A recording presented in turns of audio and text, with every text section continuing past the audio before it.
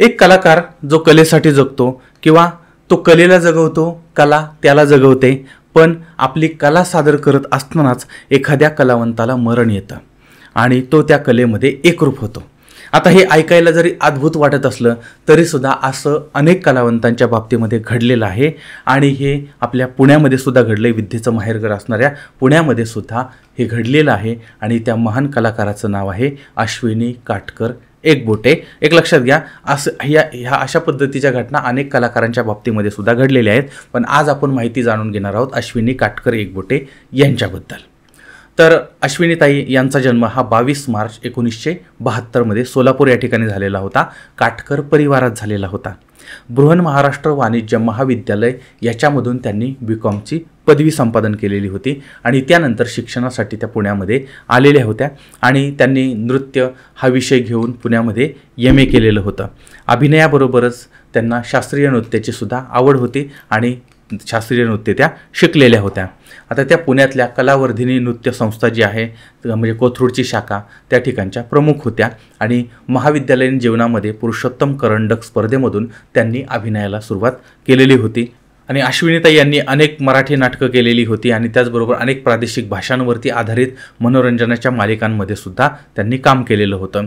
त्यांनी 2001 अक्कलेचे कांदे या चित्रपटाद्वारे त्यांच्या चित्रपट करिअरला सुरुवात केलेली होती. मराठी चित्रपटसृष्टीमध्येच त्यांनी देबू, त्यानंतर महागुरू, बावरे प्रेम हे किंवा तप्तपदी, डंक्यावर डंका, आरंभ, क्षण हा मोहाचा, कॉफी आणि बरंच काही अशा पद्धतीचे चित्रपट आहेत त्याच्यामध्ये काम केलं होतं. आणि अश्विनीताई आणि शरद पोंक्षे यांची केमिस्ट्रीसुद्धा अभिनय क्षेत्रामध्ये चांगल्या पद्धतीनं प्रेक्षकांनी पाहिलेली आहे. आणि अश्विनीताईंनी शरद पोंक्षे यांच्याबरोबर ती एका नाटकाचं सुद्धा दिग्दर्शन केलेलं होतं. महाराष्ट्र आणि गुजरातमध्ये त्यांनी अनेक नाटकांमध्ये भाग घेतलेला होता, अनेक नाटकांमध्ये काम केलेलं होतं. त्याचबरोबर त्यांनी कार्यक्रम स्टेज शोसुद्धा केलेले होते. त्याचबरोबर सिडनी, ऑस्ट्रेलिया या ठिकाणी सुद्धा त्यांनी त्यांचे प्रयोग हाऊसफुल केलेले होते. आणि अश्विनीताई ज्या आहेत त्यांनी झी 24 तासच्या अनन्य सन्मान या कार्यक्रमात खास अँकरिंग केलेलं होतं. भो हा अभिनेते प्रशांत दामले यांच्याबरोबरचा त्यांचा एक चित्रपट होता. आणि अश्विनीताई यांच्या वैयक्तिक जीवनाबद्दल जर बोलायचं झालं तर त्यांचं शिक्षण पुण्यामध्ये झालेलं होतं. लग्नापूर्वी अर्थात त्यांचं आडनाव हे काटकर होतं आणि त्यानंतर एकबोटे झालेलं होतं आणि एका प्रशिक्षित नृत्यांगना म्हणून त्या नावारूपाला आलेल्या होत्या. अश्विनीताई या थिएटर्स आणि डान्समध्ये सक्रियपणे सहभाग घेत होत्या आणि प्रमोद एकबोटे यांच्याबरोबर त्यांचं लग्न झालं होतं आणि यांना एक सुपुत्र आहेत, नाव आहे शुभंकर एकबोटे. आणि आईच्या पावलावरती पाऊल टाकत त्यांनी सन मराठीवरील कन्यादान मालिकेमध्ये काम केलेलं आहे.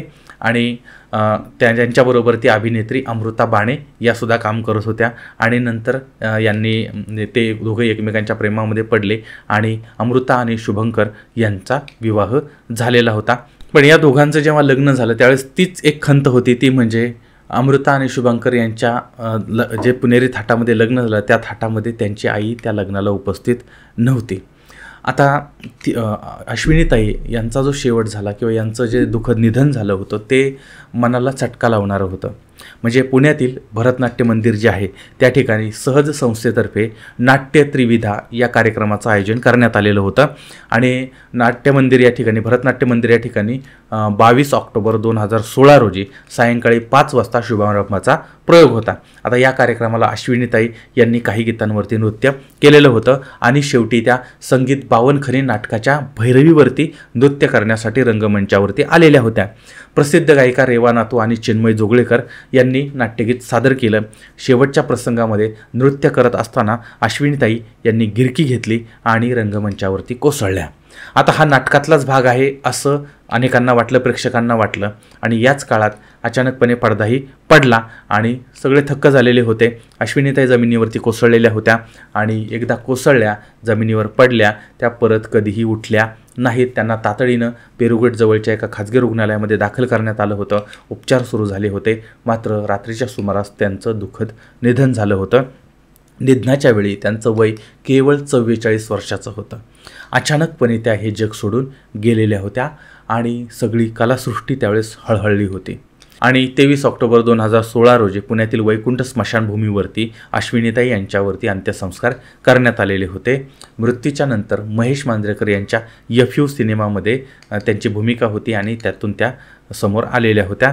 त्याचबरोबर ती मृत्यूच्या वेळी त्या गणपती बाप्पा मोरया या मालिकेमध्ये कैकसीची भूमिका करत होत्या आणि नंतर त्यांच्या निधनानंतर निर्मात्यांनी ते पात्रच त्या मालिकेतनं काढून टाकलेलं होतं, कारण अश्विनीताईंना रिप्लेस करणं किंवा त्यांच्यासारखा अभिनय हा त्या पात्राला जो न्याय त्यांनी दिला होता तो दुसरं कोणी देऊ शकत नाही असं त्या निर्माता दिग्दर्शकांना वाटत होतं. त्याचबरोबर ती अश्विनीताई यांचा दुहेरी आणि आईसाहेब ह्या मालिका ज्या आहेत त्या मालिकामध्ये सुद्धा त्या नंतर समोर आलेल्या होत्या.